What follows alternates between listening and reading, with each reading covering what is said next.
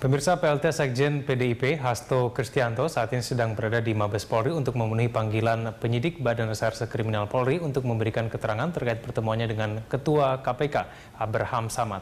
Dan untuk mengetahui informasi selengkapnya, kita langsung menuju Mabes Polri Jakarta. Dalam kapasitas sebagai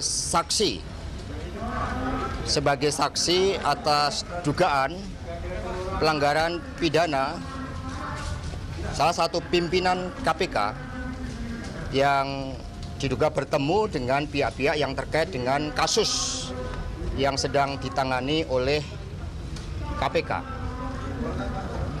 Banyak pertanyaan yang ditujukan ke saya, lebih dari 23 pertanyaan, dan saya jawab dengan sebaik-baiknya, dengan sejujur-jujurnya, karena niatan saya datang adalah sebagai warga negara yang taat pada hukum, tetapi juga punya komitmen untuk menegakkan kebenaran. Di dalam pertanyaan yang diajukan ke saya terkait dengan pertemuan-pertemuan yang kami adakan, yang kesemuanya atas inisiatif, baik secara langsung maupun tidak langsung oleh Bapak Abraham Samad. Dan atas inisiatif secara langsung maupun tidak langsung itulah saya datang, karena kami menghormati beliau.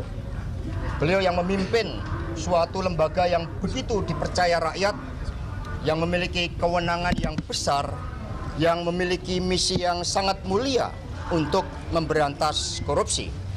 Namun di dalam kewenangan yang begitu besar tersebut, ternyata lembaga yang begitu dipercaya rakyat tersebut bisa juga disalahgunakan oleh orang-orang yang di dalamnya karena ambisi politik. Pertemuan kami jelaskan secara jelas di 6 tempat yang berbeda, dan dari pertemuan-pertemuan itu memang semula komunikasi kami yang sifatnya untuk membangun hubungan antara Bapak Abraham Samad dengan kami, kemudian berkembang lebih dalam membicarakan tentang kasus-kasus yang ditangani, dan akhirnya juga berbicara tentang niatan beliau untuk menjadi calon wakil presiden. Seluruh pertemuan kami ungkap karena memang ada korelasi dari seluruh 6 pertemuan tersebut, merupakan satu kesatuan mata rantai dengan kekecewaan beliau ketika tidak ditetapkan sebagai calon wakil presiden.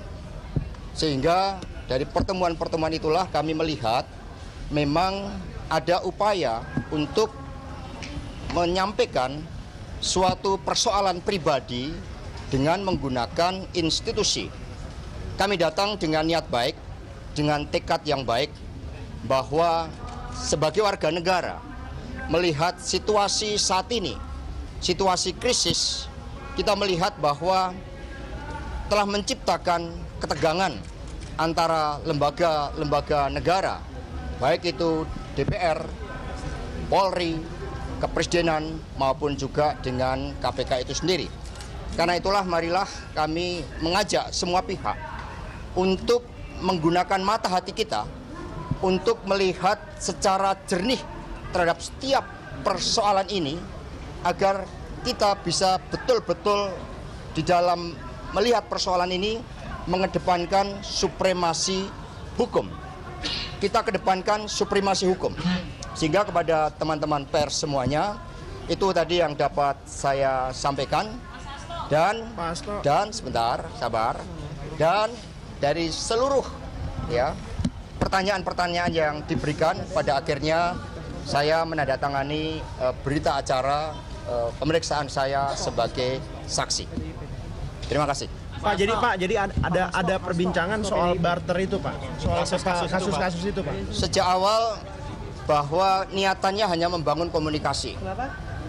Kami tidak percaya bahwa kami bisa bertemu dengan Bapak Abraham Samad, tetapi pertemuan di Kapital, di mana sudah ada saksi-saksi yang juga memperkuat kami, pembicaraan yang mula-mula itu hanya untuk membangun komunikasi, akhirnya masuk dalam dua ranah penting. Yang pertama adalah tentang bantuan hukum yang bisa diberikan, tawaran hukum yang bisa diberikan oleh beliau.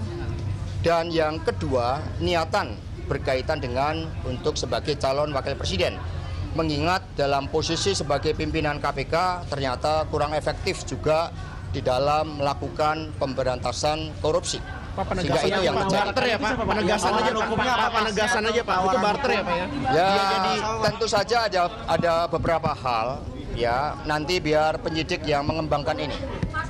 Pak, tawaran hukum itu bentuknya apa Pak? Hukum kriminalisasi KPK, respon saya apa? Ya, kami sejak dulu menegaskan bahwa agenda pemberantasan korupsi tidak bisa ditawar-tawar.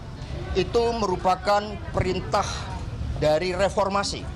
Bahkan KPK merupakan anak kandung dari reformasi yang kita hormati misinya.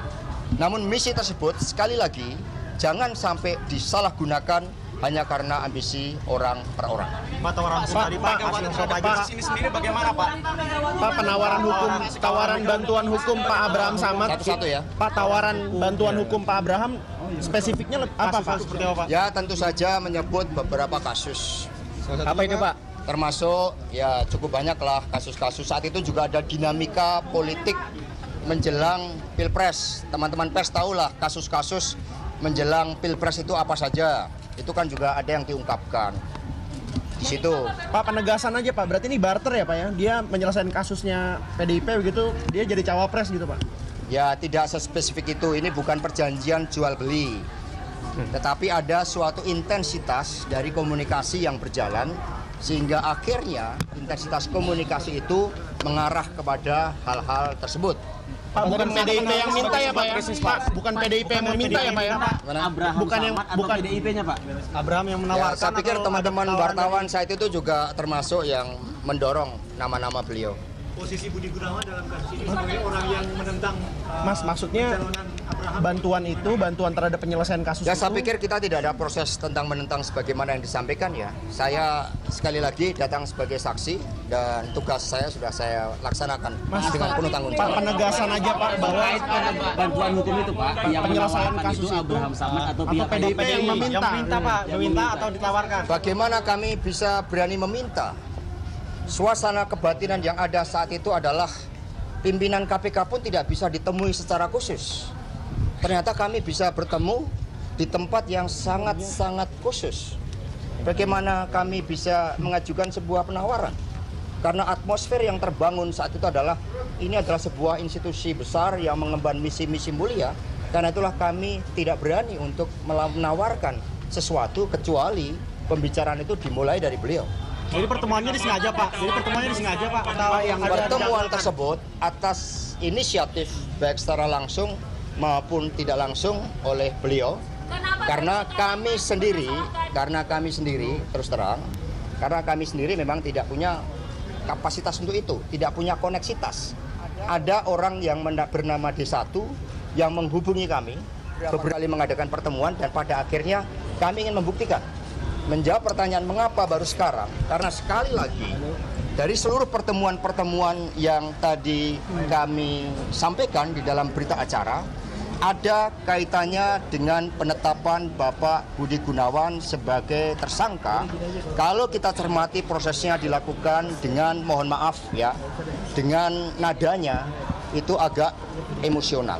Sekali lagi saya minta maaf, tapi inilah suasana kebatinan yang ada saat itu. Karena memang ada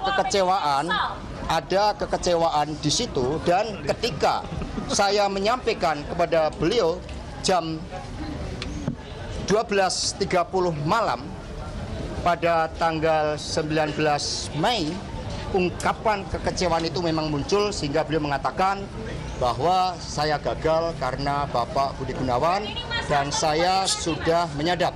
Dan apa yang saya lakukan ini sekali lagi dalam kapasitas saya sebagai pribadi, di mana saya terlibat di dalamnya. Saya ingin menegakkan kebenaran, mengingat suatu lembaga yang begitu dipercaya publik seperti KPK harus juga diisi oleh orang-orang yang memegang teguh komitmen kebenaran tersebut.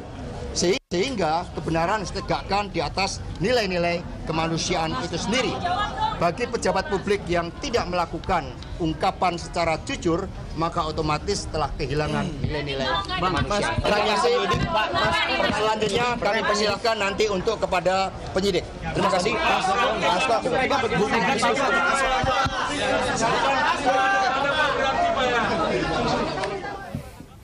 Ya, pemirsa, itu tadi adalah pernyataan dari PLT Sekjen PDIP Hasto Kristianto usai menjalani pemeriksaan di Bareskrim Mabes Polri. Hasto menyampaikan ada 27 pertanyaan yang ditanyakan kepada dirinya terkait dengan pertemuan Abraham Samad dengan sejumlah petinggi PDIP. Ada 6 tempat pertemuan dengan 6 pertemuan dengan 6 tempat pertemuan maksud saya, dan kemudian hal ini dilakukan atas inisiatif secara langsung maupun tidak langsung dari Abraham Samad.